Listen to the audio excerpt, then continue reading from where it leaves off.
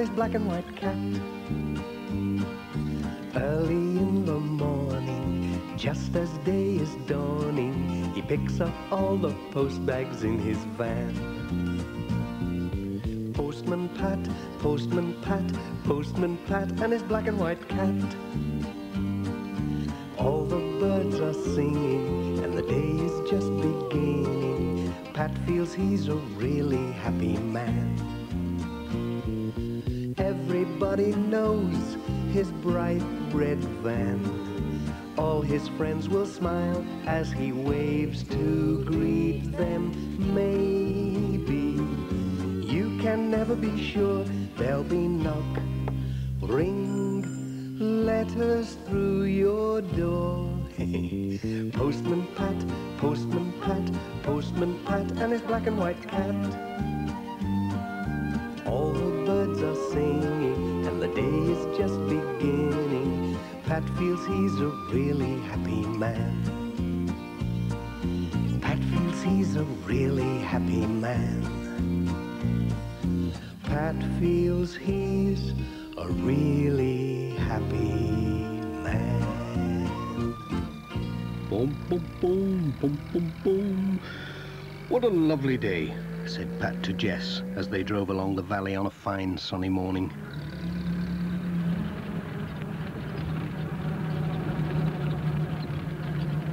They came into the village and stopped at the post office as they did every day to collect the letters.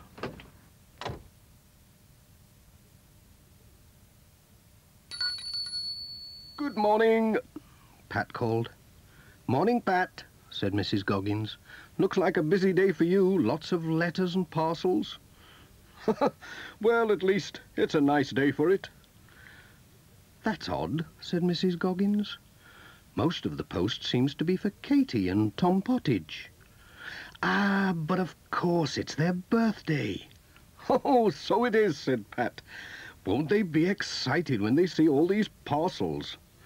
They are lucky.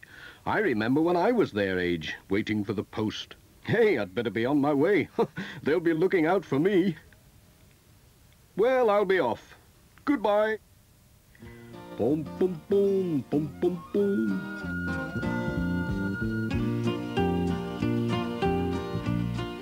Pat was on his way.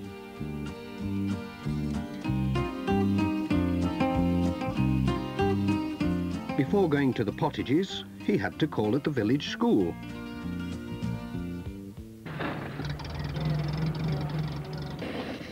Some of the children had arrived early and were playing in the schoolyard. Bill Thompson came running up to take care of the letters till the headmaster came. He always did that because he was the oldest. Oh dear, right in a puddle.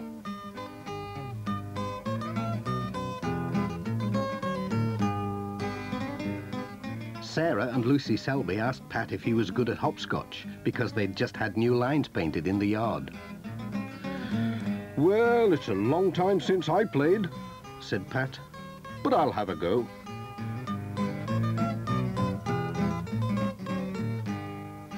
Let's see now. He was quite good at it. Whoops! Pat was enjoying the hopscotch so much he almost forgot the time. Hey, I'll have to be going. We can't have the post being late, can we? Especially today. Bye-bye, Pat. Goodbye.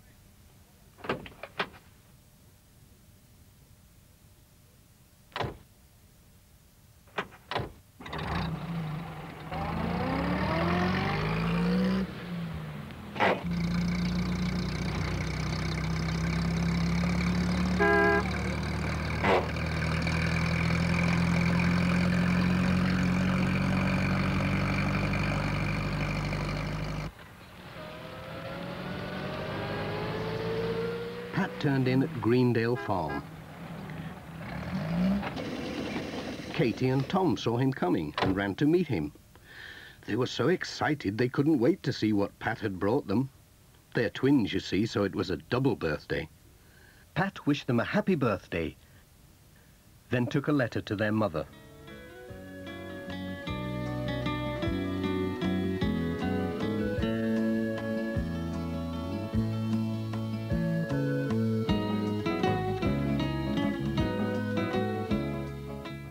Tom's present was just what he wanted.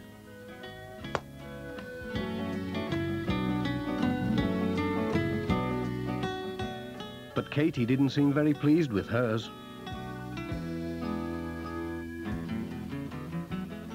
"What's up with Katie?" asked Pat. She's wrong side out today," said Mrs. Pottage. "She's lost Sarah Ann." "Sarah Ann? Is that the little doll she takes to school?"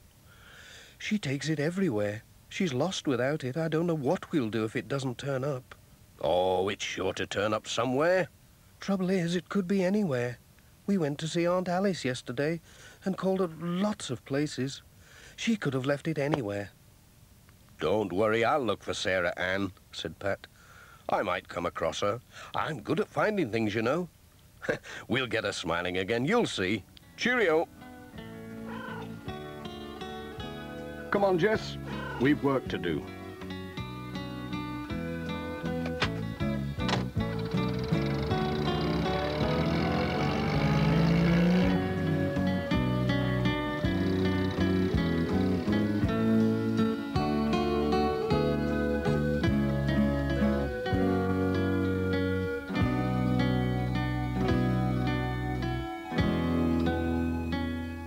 The next stop was the church.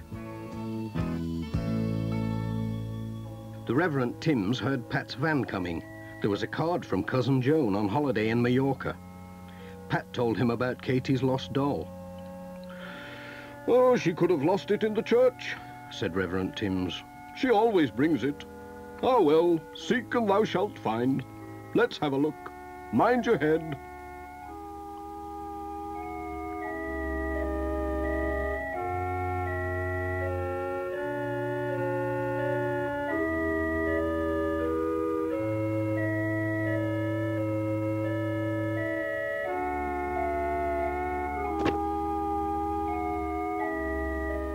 "Found anything?" called Pat. "Oh, yes, a bump on the head." At last the Reverend Timms did find something, but it wasn't Sarah Ann. It was a lady's glove. It had the letters D.T. sewn inside. "D.T.," said Pat. "Dorothy Thompson, that's whose it is, I'm sure. I'll take it along for her. She will be pleased." "Well, I hope Katie's doll turns up somewhere," said the Reverend Timms. "We'll just keep on looking till it does," said Pat. "Thanks for helping. Cheerio."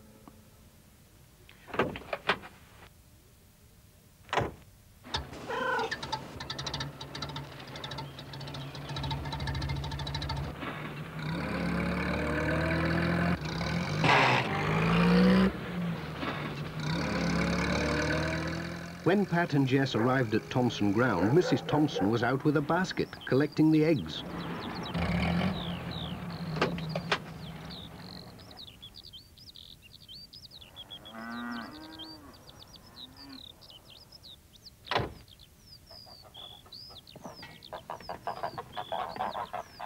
She was surprised when Pat gave her a glove with her letters.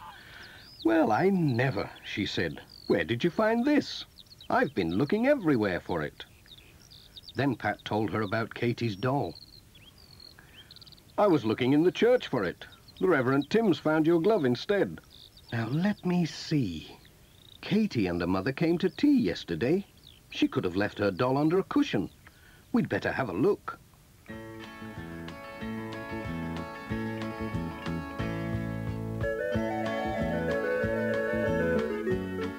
They searched everywhere.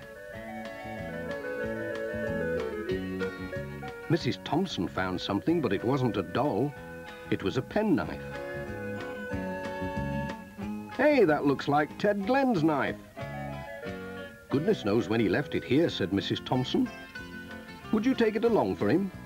He will be pleased to have it back." "Yes, I'll take it."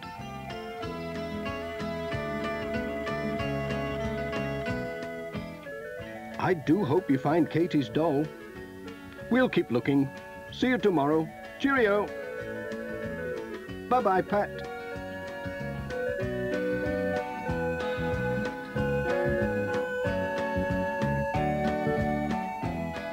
"What a day," said Pat to Jess. "We found a glove and a penknife but no Sarah Ann. I wonder if there's any chance of finding her at Ted Glen's.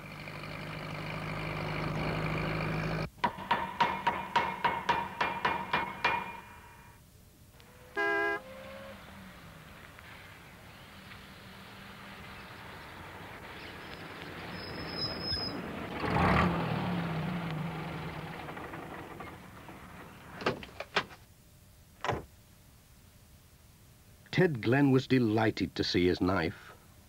He couldn't guess where Pat had found it. When Pat told him about Katie's lost doll, Ted said, "Hey, she was here yesterday with her mother. They brought a lamp to repair." So they went to look in Ted's workshop.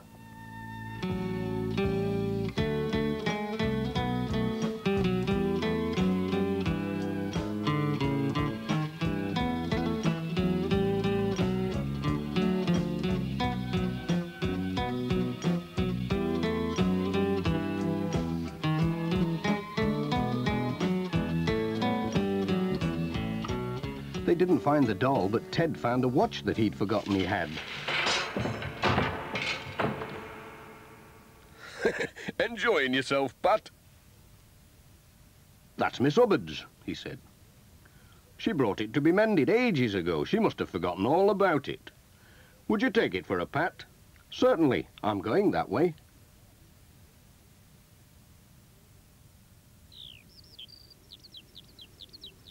"I hope you find the lassie's doll," said Ted. "So do I," said Pat. "I seem to be able to find everything else. Bye, Ted. So long, then."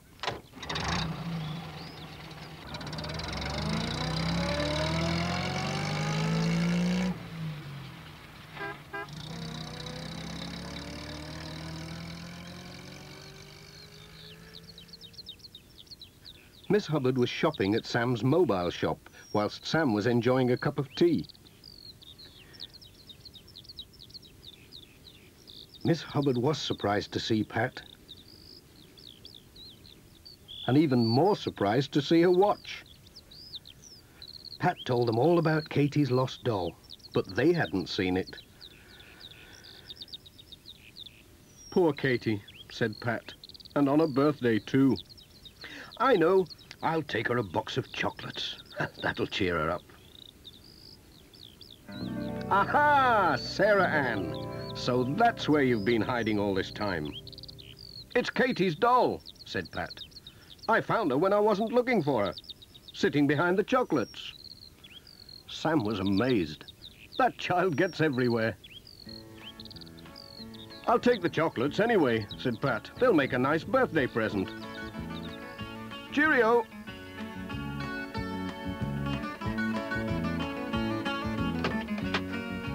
"Here she is, Jess. Keep an eye on her."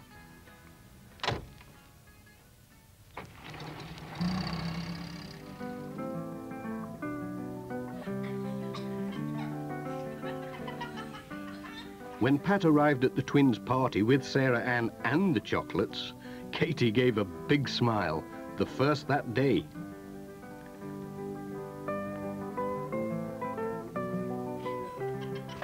Jess joined in the party, and Pat had a piece of cake.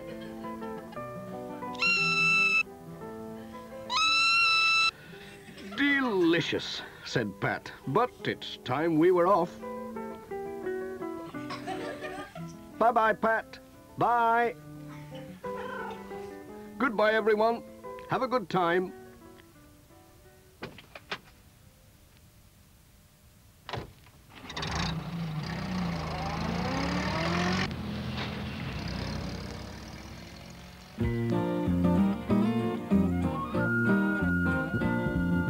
Postman Pat, Postman Pat, Postman Pat and his black and white cat.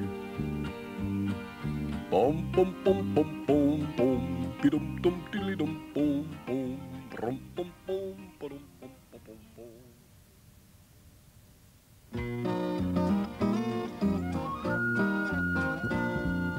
Postman Pat, Postman Pat, Postman Pat and his black and white cat. Early in the morning, just as day is dawning, he picks up all the post bags in his van.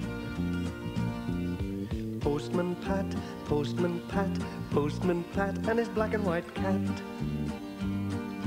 All the birds are singing, and the day is just beginning. Pat feels he's a really happy man. Everybody knows his bright red van. All his friends will smile as he waves to greet them. Maybe you can never be sure. There'll be knock, ring, letters through your door. Postman Pat, Postman Pat, Postman Pat, and his black and white cat. All the birds are singing, and the day is just beginning. Pat feels he's a really happy man. Pat feels he's a really happy man. Pat feels he's a really happy man. It was a cloudy morning in Greendale, but as Pat set out along the valley on his way to the village post office, it brightened up.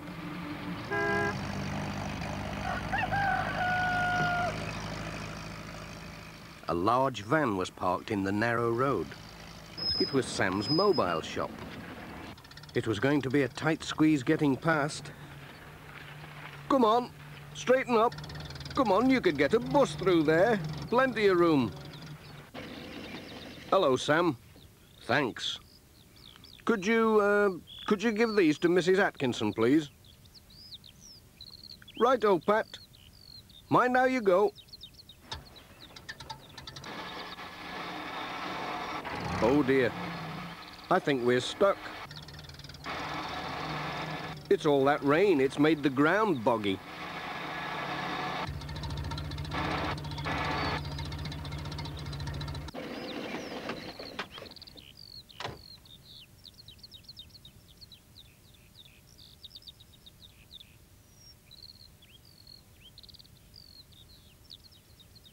Hello, Pat. Still here? Yes, I am. I'm stuck in the mud. I'll give Pete Fogg a shout as I go past. He can tow you out with his tractor. Hang on. Thanks, Sam. Well. Looking at life through a farmer's eyes, always aware of the changing skies. The wind and the rain, they all make their claim as he plows and he sows and sets seeds into rows. He sees all the wonders that nature can bring as he works all the year to bring rich harvests in. Looking at life through a farmer's eyes, always aware of the changing skies. Hedgerows with birds, wild animals and trees. In the bright summer sun, he sees busy honeybees, and he's working with nature as all round the farm he'll try to make sure good things come to no harm. Summer and winter, seasons all through, there's never a time when there's nothing to do. Setting the crops and preparing the land, he always can do with a good helping hand.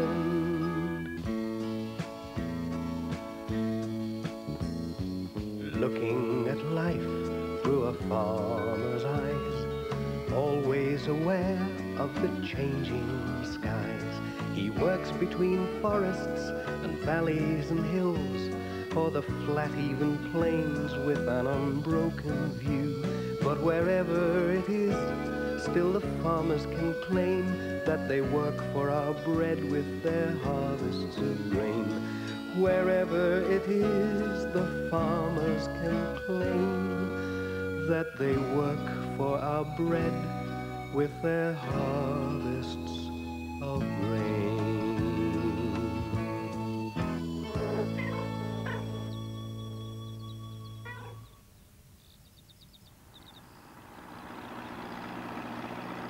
Peter came at last.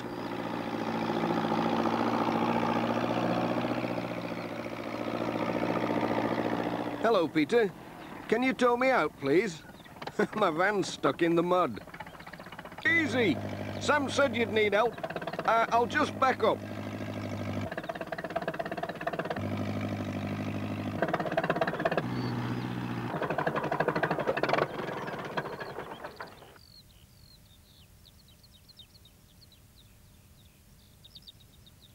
Now then, just tie it on there. Right.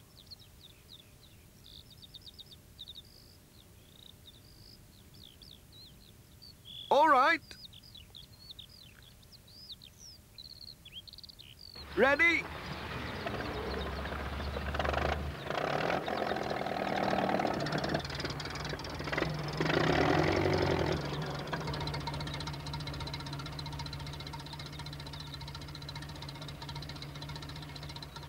Bye. Thanks a lot. Pat was on his way again.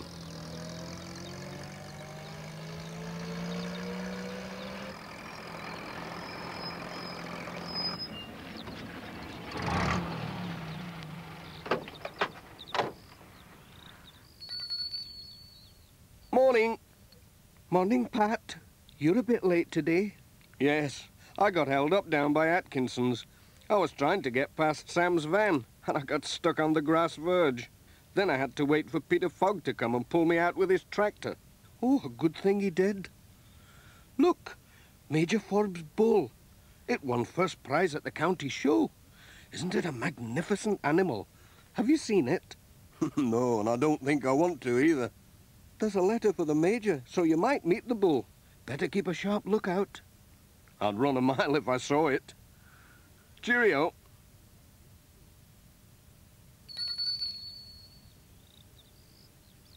Dee dee dee dum dum dum ba dum bum bum bee bee dee dum dum bum bum bum bum bee bo ba dum bum bum bee do rum bum diddly dum bum bo.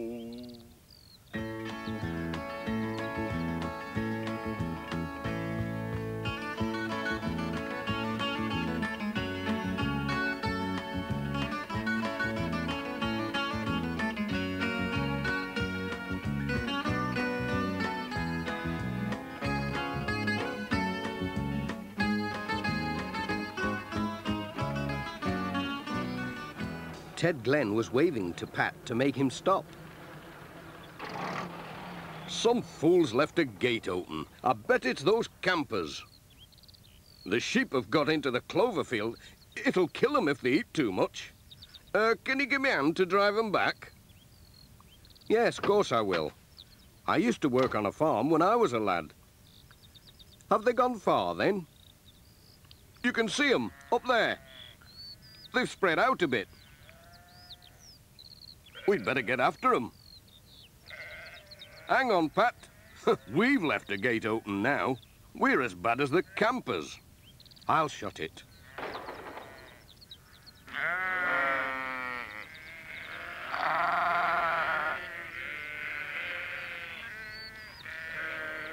You go that way, and I'll go this. Right.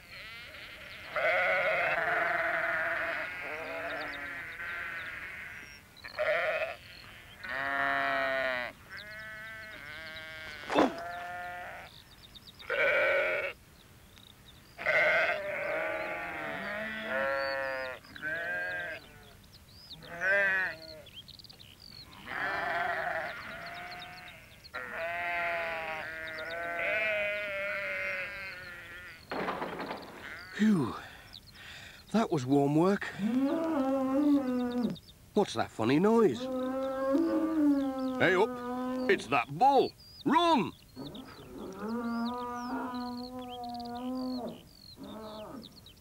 Oh! Oh! Hey, wait for me! What's up, Ted? Oh, it's my ankle. Oh, by gum, it does hurt. Ouch! I can't get up. I think I've broken it. Now what are we going to do? You can't sit here till it gets better. I'd better go and get Dr. Gilbertson from the village. Won't be long.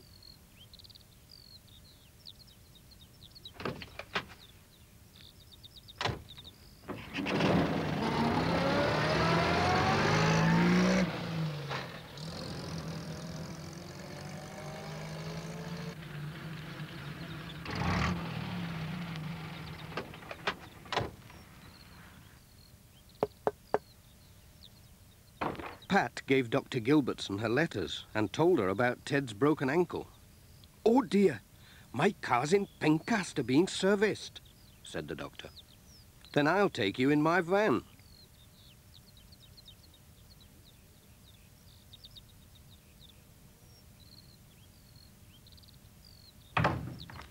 So Dr. Gilbertson brought her bag. She sat in Jess's place.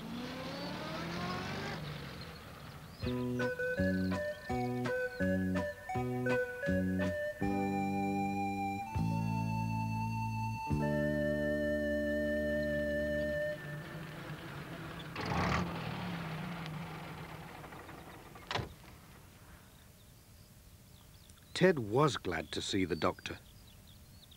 "Oh! Ooh! Ouch!" She soon bandaged his ankle up. It wasn't broken, just badly sprained. "Try not to put too much weight on it now."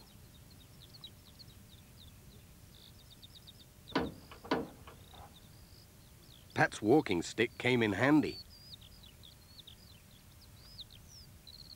"Thanks, Pat." "Oh. By gum." "You'll have to ride amongst the letters, Ted. Easy now." "Oh. Oh, dear."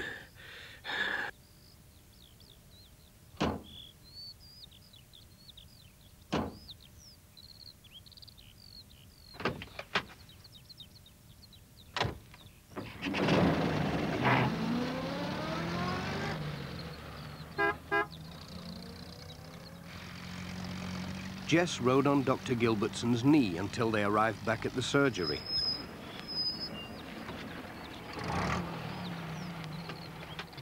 "Bye, Pat."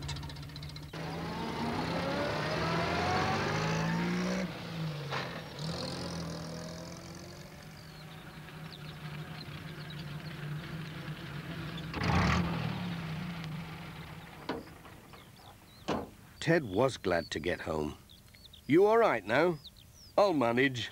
Thanks for helping. Cheerio. Bye." Pat was on his way again. He still had a lot of letters and parcels to deliver.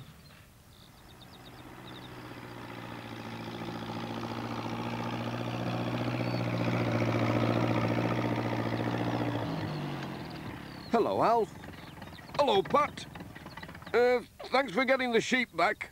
It's the same thing every year. Gates left open all over the place. We'll have to have words with them campers, won't we, Dot?"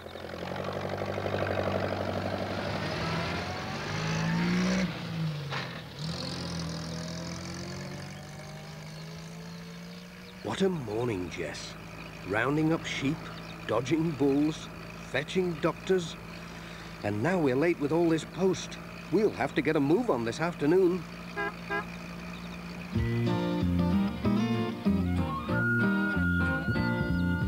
Postman Pat, Postman Pat, Postman Pat and his black and white cat. Bum bum bum bum bum bum. Be-dum dum dilly dum bum bum. Rum bum bum ba-dum bum bum bum.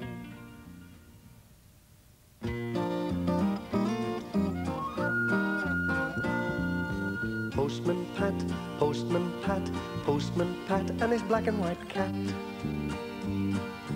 Early in the morning, just as day is dawning, he picks up all the post bags in his van. Postman Pat, Postman Pat, Postman Pat and his black and white cat. All the birds are singing and the day is just beginning. Pat feels he's a really happy man. Everybody knows his bright red van. All his friends will smile as he waves to greet them. Maybe you can never be sure. There'll be knock, ring, letters through your door. Postman Pat, Postman Pat, Postman Pat, and his black and white cat. All the birds are singing, and the day is just beginning. Pat feels he's a really happy man. Pat feels he's a really happy man. Pat feels he's a really happy man. Greendale was having a hard winter, and there'd been another snowfall in the night. It was icy as well. Postman Pat was out on his rounds as usual, but he had to go very carefully. Sam Waldron was out too, with his mobile shop. Hello, Pat. Rough weather. Hello, Sam. How's it going? Well, I don't think I'll be able to get this van up to Granny Dryden's with the groceries. I'll take them with the letters, said Pat. Righto. Here they are. That'll keep her going for a while. Thanks, Pat. Mind how you go.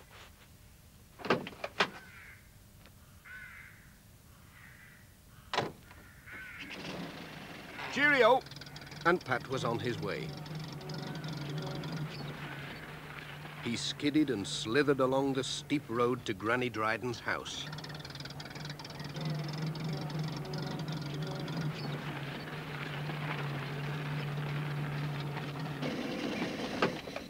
She was glad to see him, especially when she saw he had her groceries as well as a letter.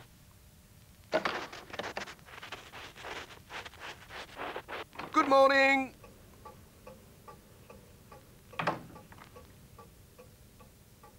Oh, thank you, Pat. That's lovely. And that letter'll be from that lass of mine down in London. I can't find me reading glasses anywhere. Would you tell me what she says, Pat? Certainly. Now, let's see. She says, Dear Mum, just a line to let you know... Speak up, please, Pat. I can't hear you. We'll all be able to come up to Greendale to see you for your birthday. Jim started school this week, and Dad's bought a new car. All well, and hoping you are too. All our love, Sally and family. Hey, that's good news. Thanks, Pat. Have a cup of tea. Thank you, Mrs. Dryden.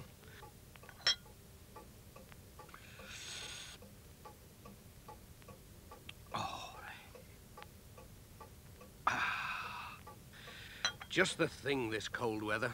I'll be on my way before it starts snowing again. Goodbye.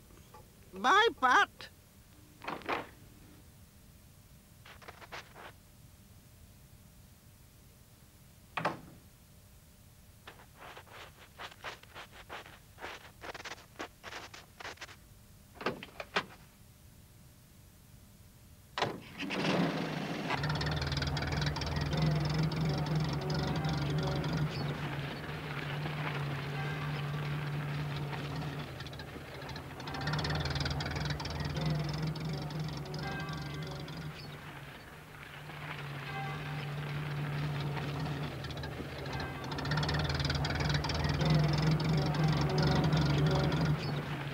Pat's next stop was at Ted Glenn's workshop.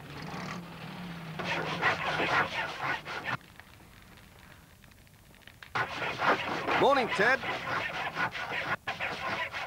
Hello, Pat. Why, brr, it's cold outside. That's a grand stove you've got there. I could do with that in my van. Ooh, it's lovely. Here's somebody writing from a warm place. Australia. It'll be our Bert. It's ages since he's written. That reminds me. I found Bert's old skates this morning. I reckon they'll be just about your size, Pat. Do you fancy trying them out? They say the tarn's frozen hard. Well, I don't know. I'd love to have a go.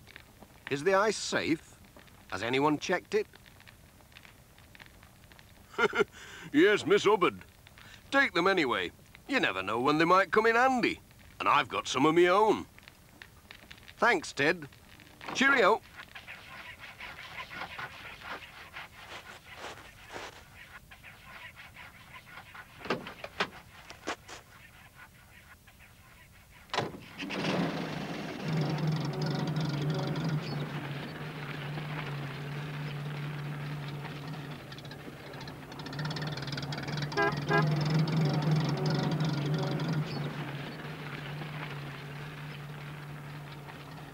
The wind was blowing the snow into deeper and deeper drifts. Soon, Pat had to stop. The road was blocked. He thought he would never get through with his letters now. Then he looked across to the tarn and saw someone skating on the ice. It's worth trying, Jess. I can take a short cut across the ice. Come on, Pat, it's lovely! You stay here, Jess, and mind the van. I'll just put these skates on.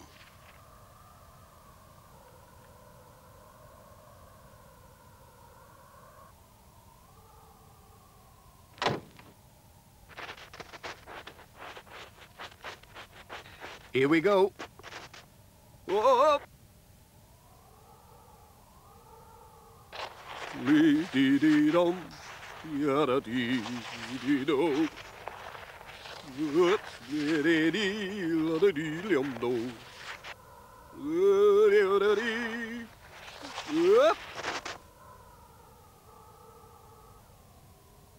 Hello, Pat. Hello, Charlie. Special ice delivery today.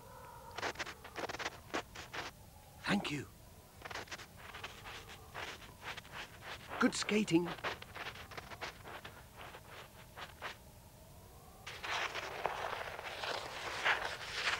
George Lancaster was still on the ice. He did get a surprise when Pat whizzed by with a letter. Mrs. Thompson was out for a spin too. Ouch! Hello, Pat. What are you doing down there? Are you all right? Yes, I'm all right. Look at Jess.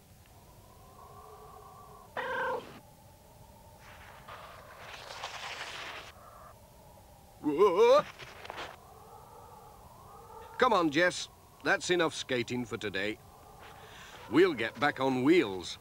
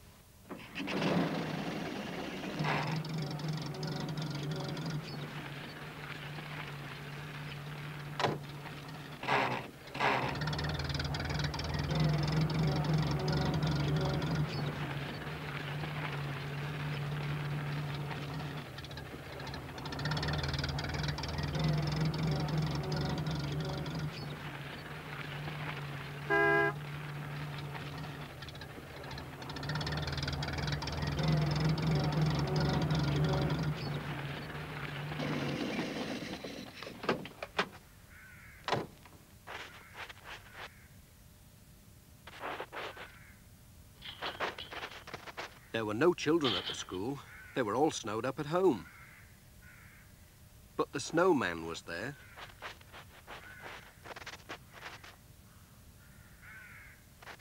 Pat had an envelope in his pocket, so he addressed it to the snowman. Mr. Snowman, The Drift, Greendale School, and tucked it under his arm. Hello, who's that? It was Miss Hubbard and Ted. Hello, Pat. Have you seen my bicycle? The snow must have buried it. We'll have to find it. You dig there, Ted.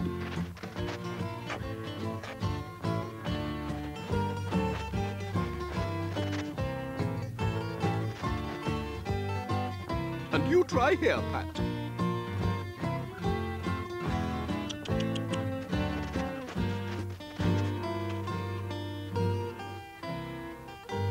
Oh, where can it be? Who left this gate open?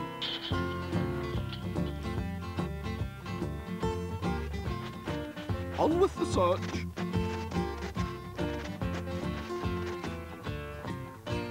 Tut, tut, tut.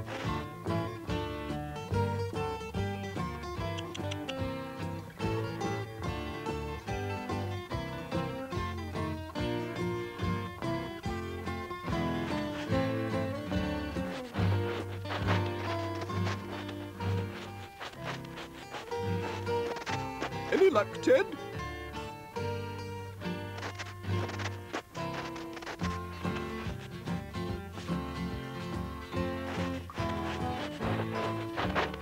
Found something?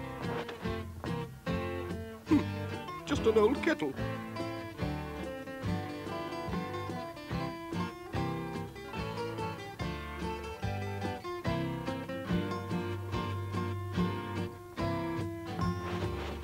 I think it's here.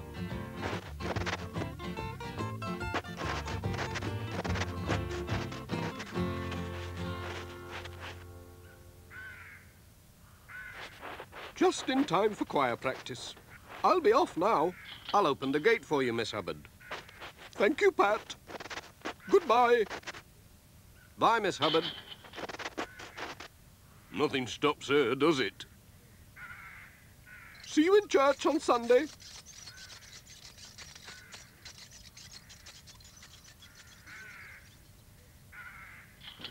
I'm coming, Jess. Time to go home.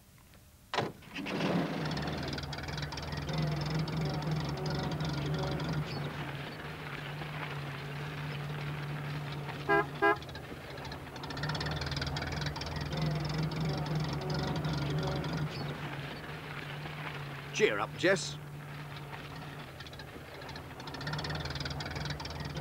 This snow can't last forever.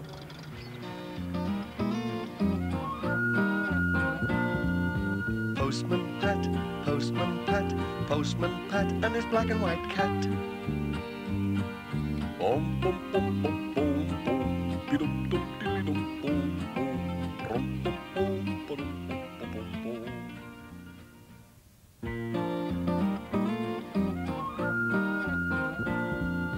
Postman Pat, Postman Pat, Postman Pat, and his black and white cat. Early in the morning, just as day is dawning, he picks up all the post bags in his van.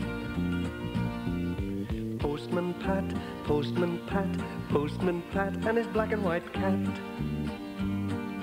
All the birds are singing, and the day is just beginning. Pat feels he's a really happy man. Everybody knows his bright red van. All his friends will smile as he waves to greet them. Maybe you can never be sure. There'll be knock, ring, letters through your door. Postman Pat, Postman Pat, Postman Pat, and his black and white cat. All the birds are singing, and the day is just beginning. Pat feels he's a really happy man. Pat feels he's a really happy man. Pat feels he's a really happy man.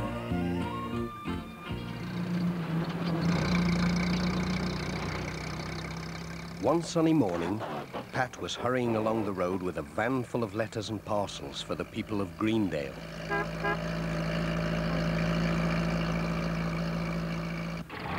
Suddenly, he had to stop. It was Alf Thompson driving his sheep across the road.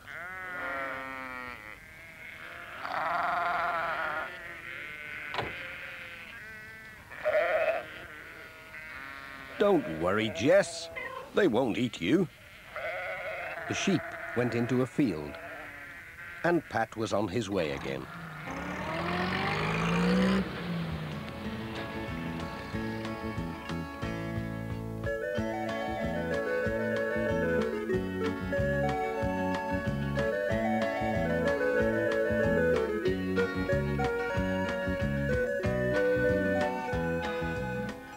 His next stop was at the village school.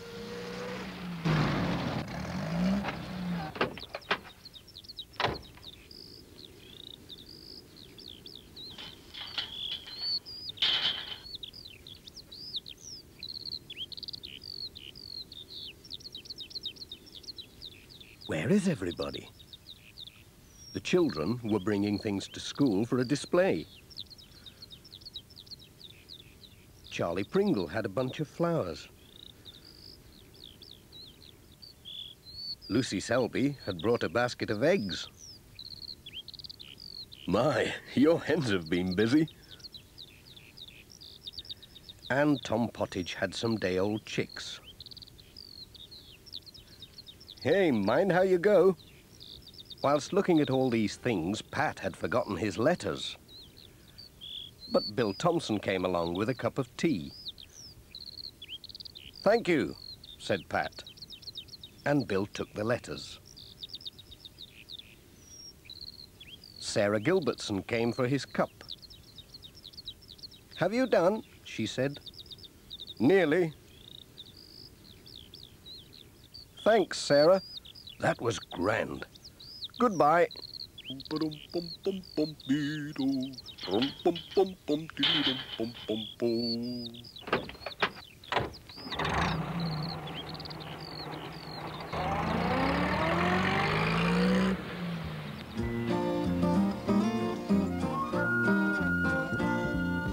Postman Pat, Postman Pat, Postman Pat, and his black and white cat. Early in the morning, just as day is dawning, he picks up all the post bags in his van. Postman Pat, Postman Pat, Postman Pat, and his black and white cat. All the birds are singing, and the day is just beginning. Pat feels he's a really happy man. Everybody knows his bright red van. All his friends will smile as he waves to greet them. Maybe you can never be sure. There'll be knock, ring, letters through your door. Postman Pat, Postman Pat, Postman Pat, and his black and white cat. All the birds are singing, and the day is just beginning. Pat feels he's a really happy man. Pat feels he's a really happy man. Pat feels he's a really happy man.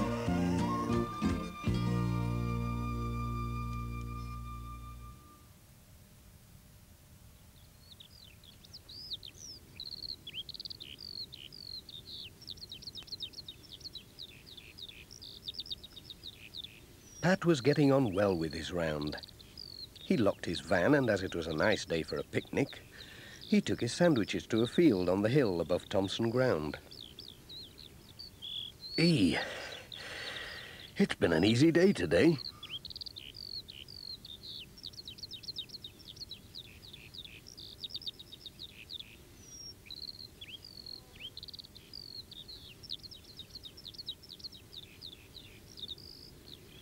It was so warm that Pat soon fell asleep.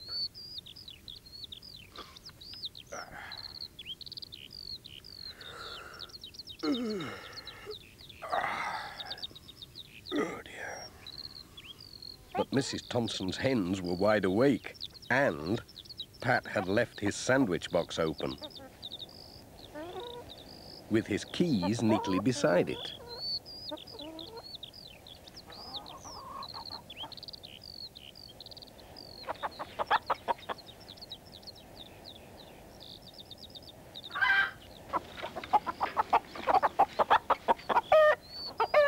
The noise woke Pat just in time to chase after his sandwiches. And then he turned round in time to see a cheeky hen stealing his keys.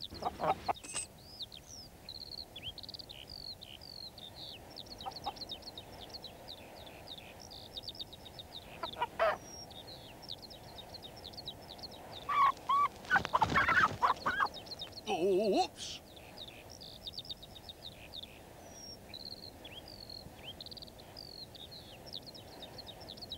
I must get my keys back. I can't open the van or deliver my letters without them.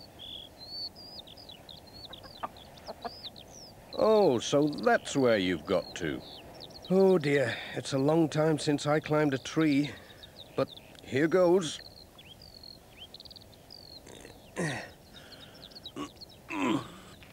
Oops.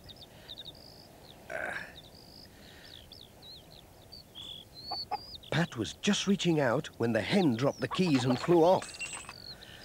Now the keys were stuck in the tree, and as Pat was climbing towards them, the branch gave way and... Whoa! Oh! Right in the middle of a prickly bush. Ouch! Mrs. Thompson had heard the commotion and came to see what was going on. Pat told her about the thieving hen. "Dearie me," said Mrs. Thompson, "the little devil. She must think she's a magpie or some such. We'd better get a ladder and see if we can reach your keys." There'll be no more post today unless we can, said Pat. That won't do, said Mrs. Thompson. especially when I'm expecting a letter from Auntie Jean to say whether she's coming for Easter or not. So they went for the ladder.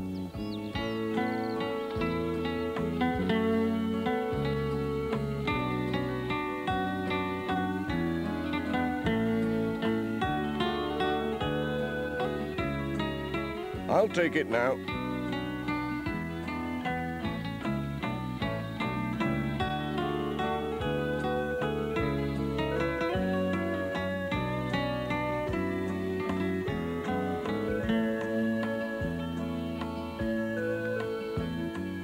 They're here, all right.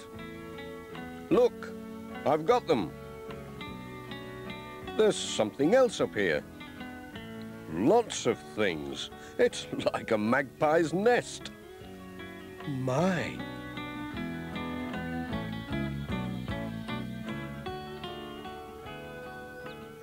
He brought everything down to show Mrs. Thompson. There were all kinds of shiny things. There's my wedding ring that went missing last Easter. I thought I'd lost it down the sink.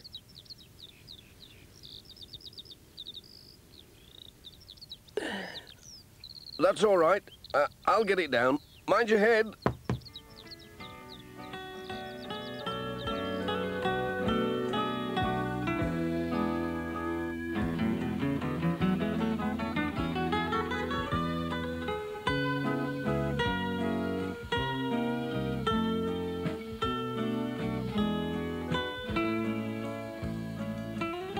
As my hens have stolen your sandwiches, you'd better come and have some dinner with me. There's plenty to spare. That's very nice of you.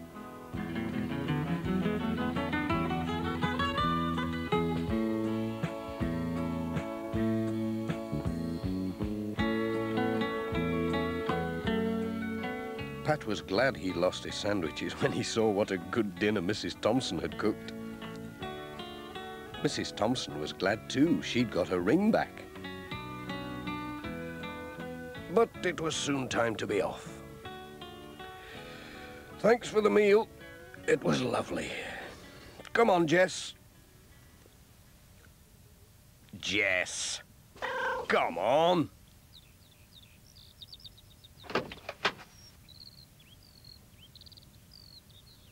Just fancy, said Pat.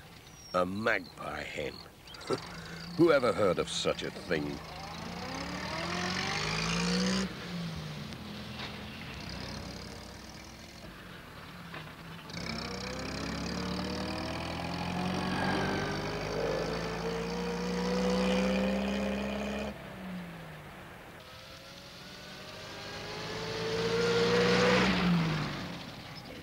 Pat stopped to tell Sam Waldron about the magpie hen. "You'd better keep away from my van," he said. "I wonder if that's where my tie-pin went."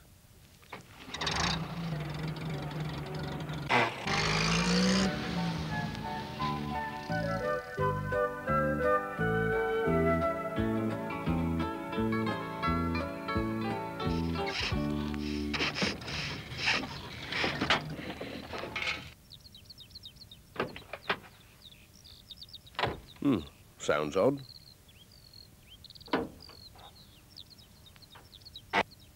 Oh, just needs a clean.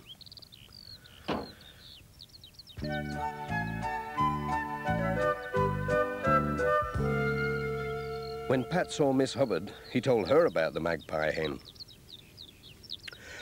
"Well, I lost a silver earring last month," she said. "And a hat pin. I wonder if they're up a tree somewhere. I must go and see Mrs. Thompson."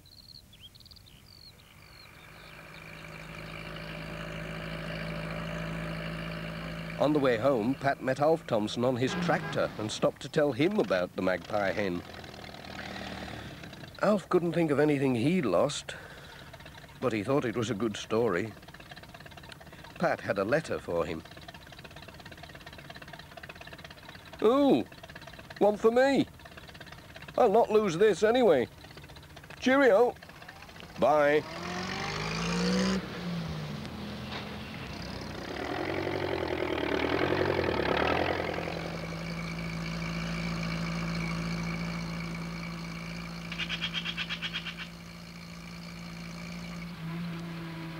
Pat saw some real magpies on the way home and wondered if they had taught Mrs. Thompson's hens to steal. As for Jess, he was asleep.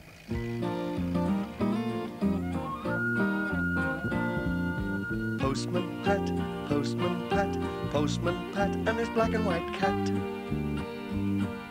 Bom, bom, bom, bom, bom, bom, dee-dum, dum, dee-dum, bom, bom, brum, bum, bom, ba-dum, bum, bum, bum, bom.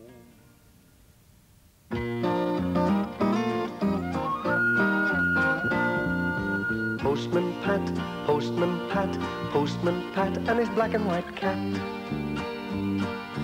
Early in the morning, just as day is dawning, he picks up all the post bags in his van. Postman Pat, Postman Pat, Postman Pat, and his black and white cat. All the birds are singing, and the day is just beginning. Pat feels he's a really happy man. Everybody knows his bright red van. All his friends will smile as he waves to greet them. Maybe you can never be sure. There'll be knock, ring, letters through your door. Postman Pat, Postman Pat, Postman Pat, and his black and white cat. All the birds are singing, and the day is just beginning. Pat feels he's a really happy man. Pat feels he's a really happy man. Pat feels he's a really happy man. There was a thick fog in Greendale. Pat had to go slowly along the winding lanes. Someone waved to him, but he couldn't make out who it was. Good morning," he shouted. He was late when he reached the village post office.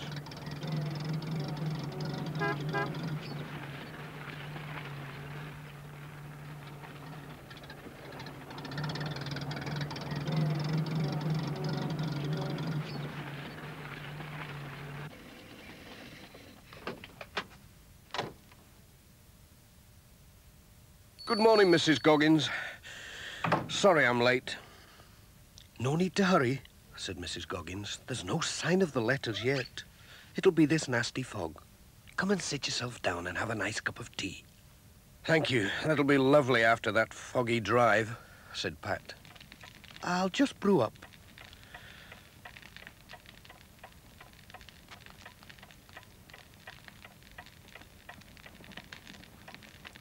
that's lovely.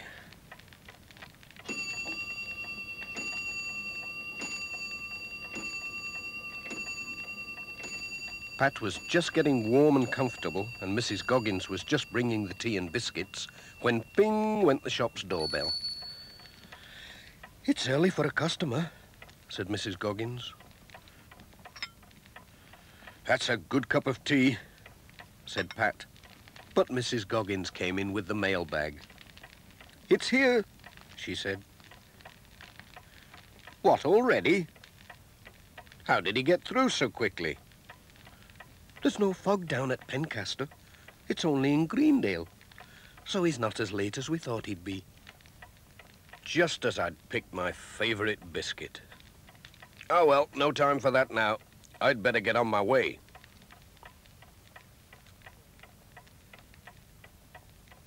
Hold on, Mrs. Goggins. I'll give you a hand. He helped to sort the letters.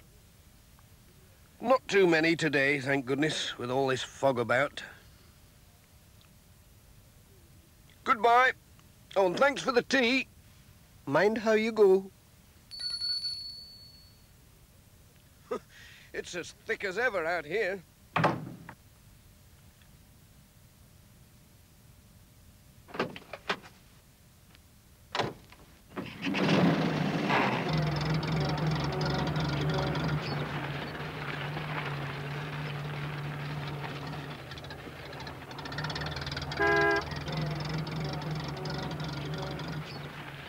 Pat knew the Greendale roads well enough, but they looked different in the fog, and his lights weren't much help.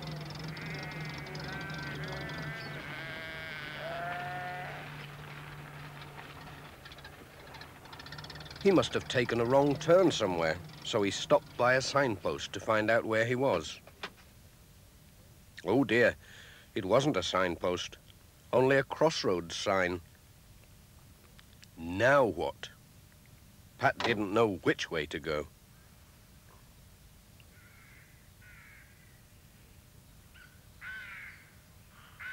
He walked along the lane, trying to see through the fog. I can't see a thing. Oh, I'd better not lose sight of the van. Hey, dear, even my glasses are fogged up.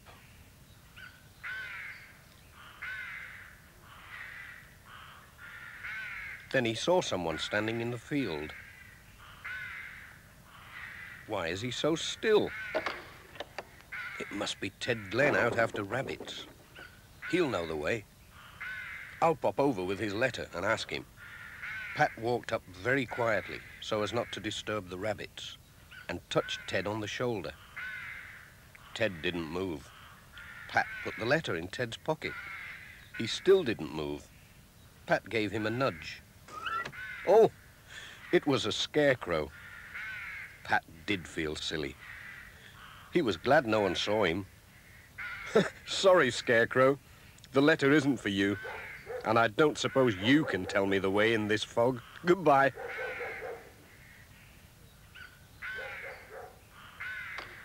He was just wondering what to do when he saw some lights coming through the fog. It was Alf Thompson on his tractor. Luckily, he wasn't lost. He soon showed Pat which way to go.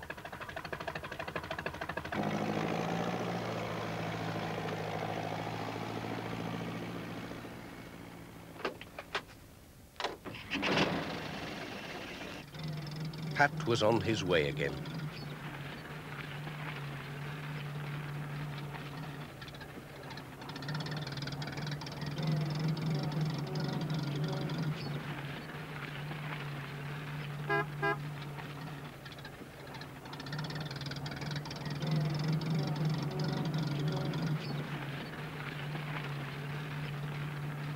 He saw Sam's mobile shop parked at the side of the road. Hello, Sam. This fog gets in your throat, doesn't it? Have you got any cough sweets? These'll do the trick, said Sam. Thank you. Thanks, Sam. Cheerio.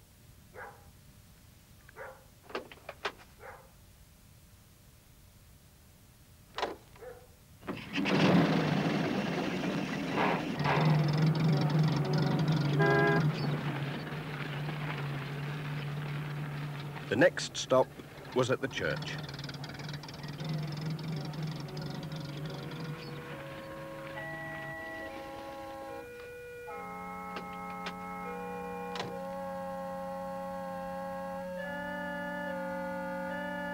Hello, Pat. Isn't this fog ghastly? Said the Reverend Timms. Don't know how you found your way. What a day for choir practice. But I expect Miss Hubbard will come. Nothing stops her. Thanks, Pat. Go carefully and trust in the Lord. Goodbye. Cheerio, Reverend.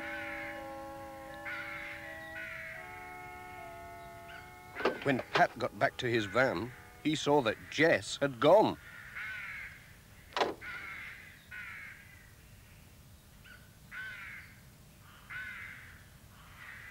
Pat looked everywhere. Where could that cat be? Perhaps he'd gone looking for rabbits. Pat set out to seek Jess. He called and called. Jess! Jess, where are you? Jess! Come on, Jess. Here, puss, puss, puss, puss. Jess! Jess! Puss, puss, puss, puss, puss. Jess! Come on, Jess. Oh!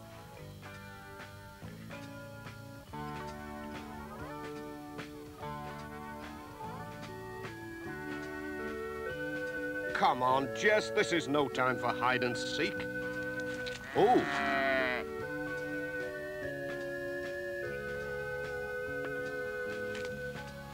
Puss, puss, puss, puss, puss. Oh, dear, dear, dear.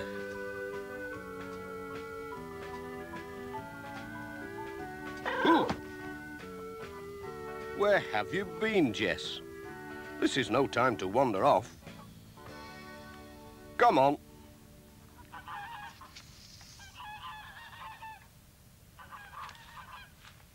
Pat was lost again. Now you've done it, Jess. We're really lost this time. Let's try this way. He couldn't even find the road, let alone his van.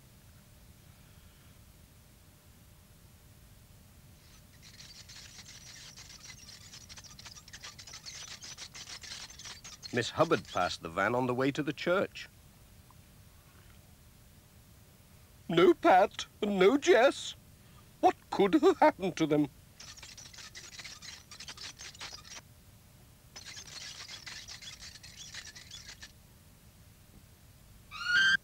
Hello, Vicar. Have you seen Pat? His van's in the road, but there's no sign of him or his cat.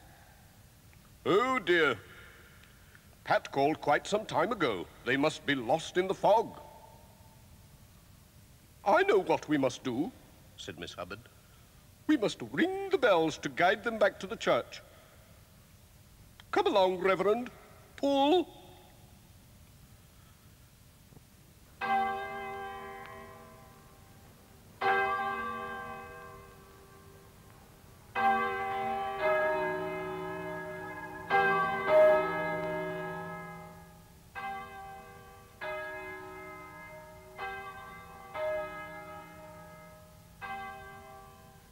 I wonder why the church bells are ringing.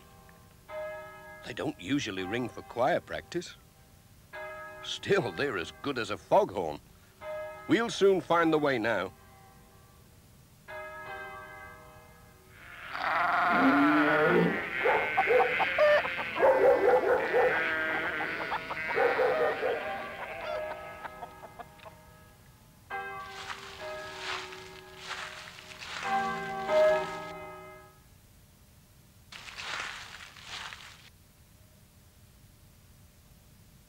There's Pat now. Hello, Reverend. Hello, Miss Hubbard. It's a good thing you rang those bells. We were completely lost. Never mind, we're all right now. The Lord is our guide, said the Reverend. Come and have some tea. There's plenty in the pot. Thanks, just what I need, said Pat.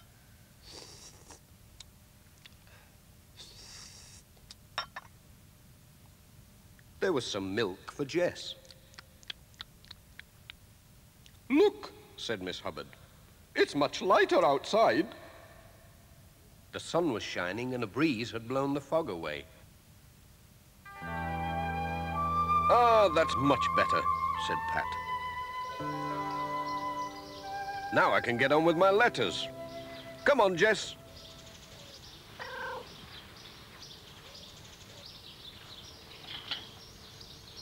Cheerio. Farewell. Bye, Pat.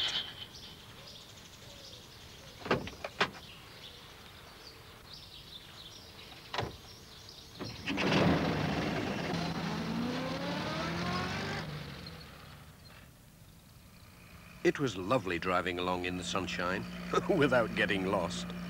Look, Jess, that scarecrow's still waiting for a letter.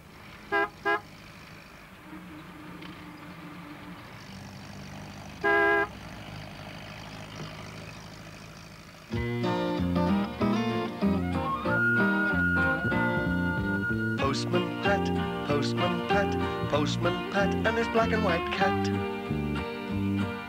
Bum bum bum bum bum bum, be-dum dum dilly dum bum bum, rum bum bum ba-dum bum bum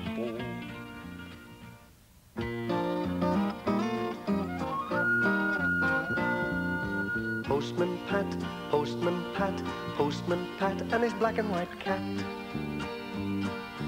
Early in the morning, just as day is dawning, he picks up all the post bags in his van.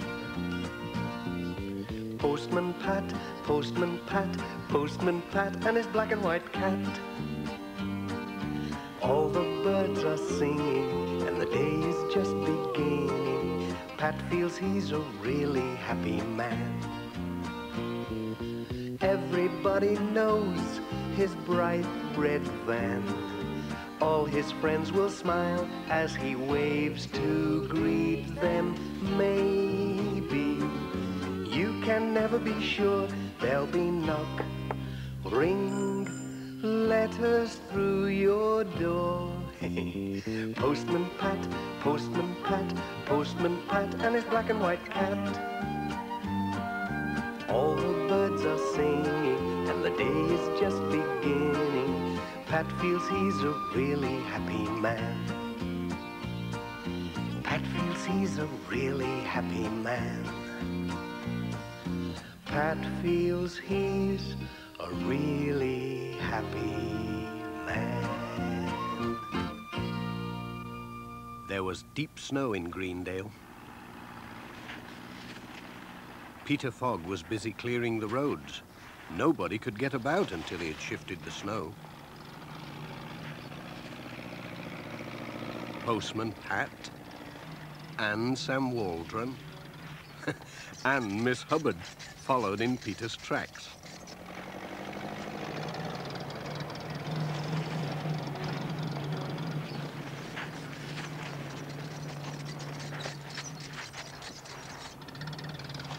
The Reverend Timms was clearing his path. He waved to Pat as he slowly went by.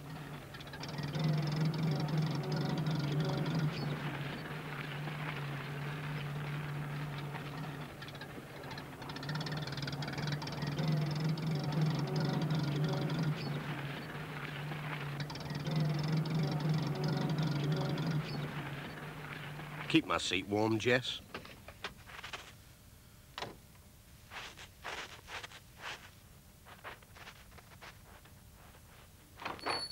Morning, Mrs. Goggins. Isn't this snow awful? It's a good thing Peter Fogg's clearing some of the roads. We'd never have got through without him. They do say there's 10-foot drifts up at Intake Farm, Pat. And here's an urgent parcel for George, up at Hilltop. You'll never get there today, you know. Oh, dear. But I'd better take it just in case. I usually manage somehow. Well, mind how you go, Pat. We don't want you getting buried in the snow. Oh, I'll be all right. Cheerio.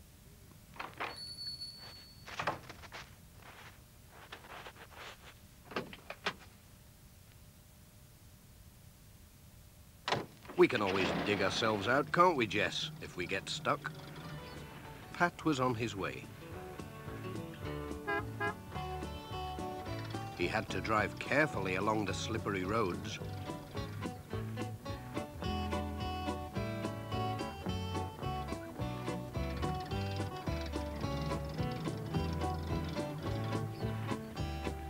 At Greendale Farm, the twins were waiting for him.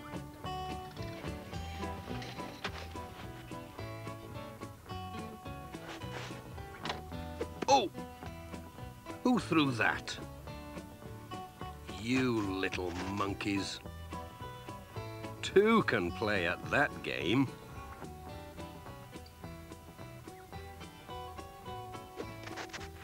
Hey! What's going on? Oh dear. Sorry, Mr. Thompson. I didn't know you were here. I was aiming at the twins. That's all right, Pat. It's only a bit of fun. You're just in time, 'cause the road's blocked and the snowplow's stuck in a big drift. We've come to dig it out. You could give us a hand. OK. I can't get on with my round anyway till the road's clear. I'll just give Mrs. Pottage her letters first. The snow's bad this year, Mrs. Pottage. Well, the twins are enjoying it. Yes, so I've discovered. Bye, Pat.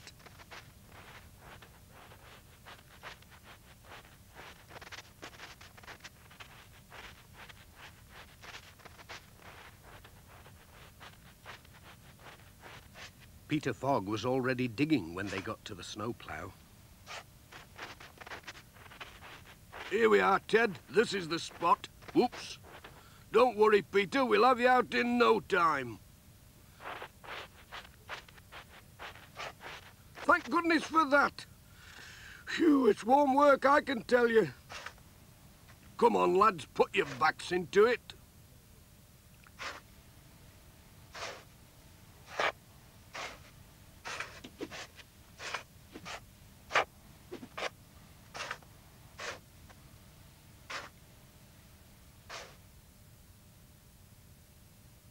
Hang on, I'll see if I can get through now.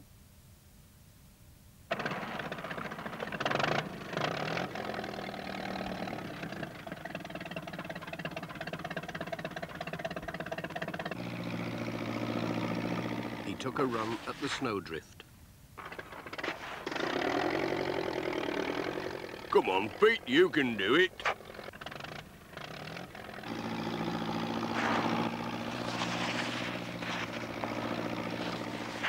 He was through. The twins had been busy.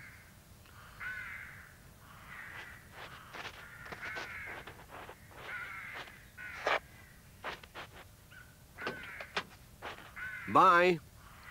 Bye, Pat. Bye.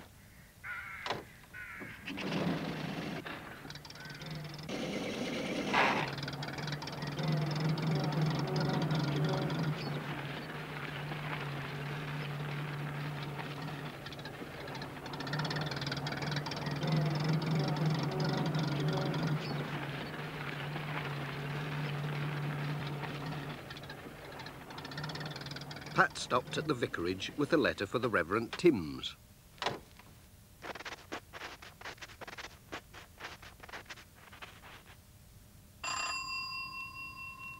But Dr. Gilbertson came to the door instead. Come in, Pat. The poor Reverend slipped on the ice and broken his leg. Oh dear, that is bad news.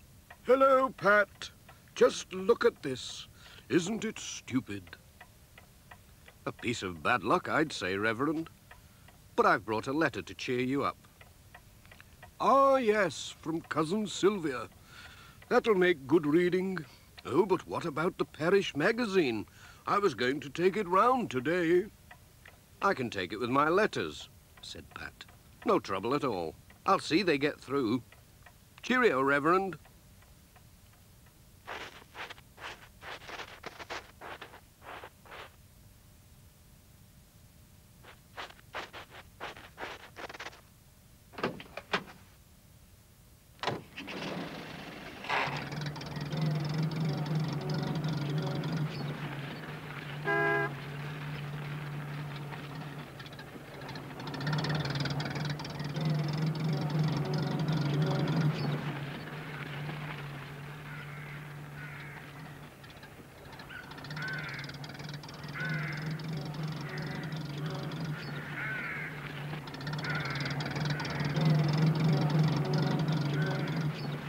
Thompson ground, Dorothy Thompson was out collecting the eggs.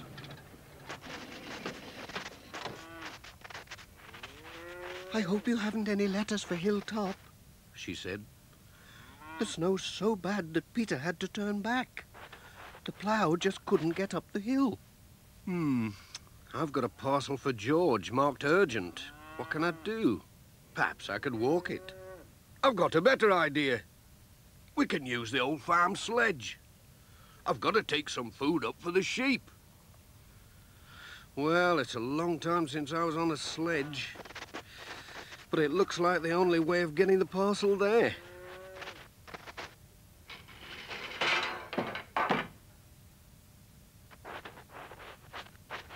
Here we are, said Alf. You'd better take George some groceries, said Dorothy. He might be running short, being snowed up like this. They loaded up the sledge.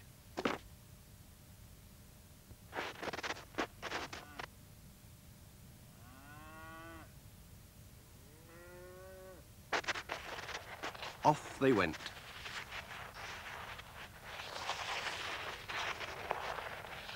It was hard going uphill, but lovely downhill.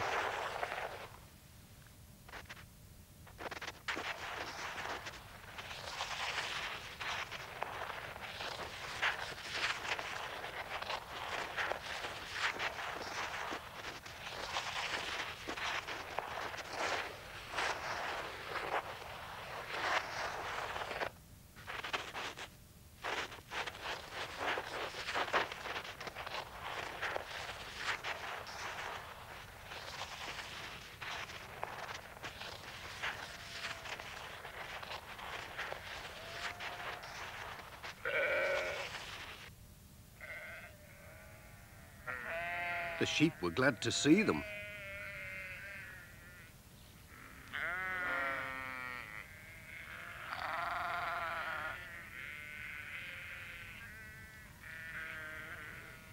Just look at that drift.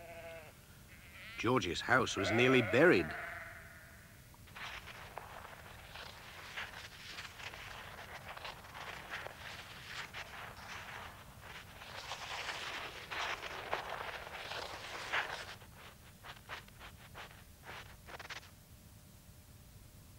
Hello? Anybody in? George was out. He'd gone to feed his sheep. So Pat left the food and the parcel on the table.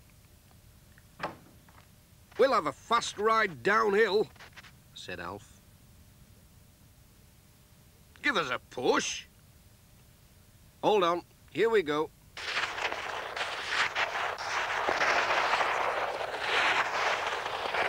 Hold on, Pat.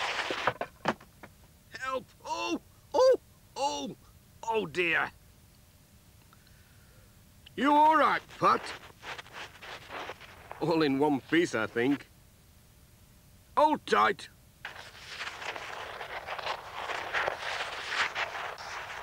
Hey! Mind that tree. Whoa! Ho, ho, ho, ho. Whoop.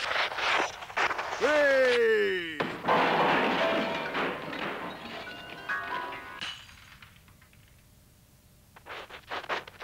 My goodness.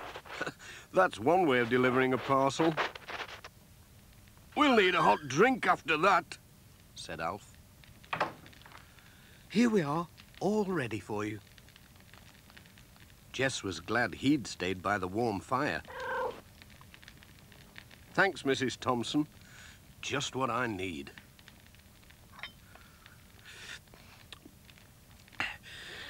Aye, there's nought like a good cup of tea.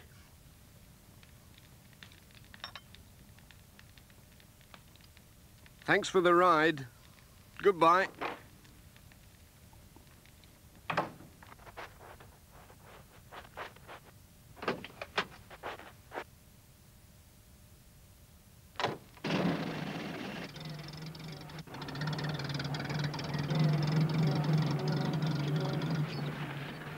The rest of Pat's round was in the valley, and the roads had been cleared and gritted by now. No more digging or sledging today, said Pat. It takes more than snow to stop us, Jess.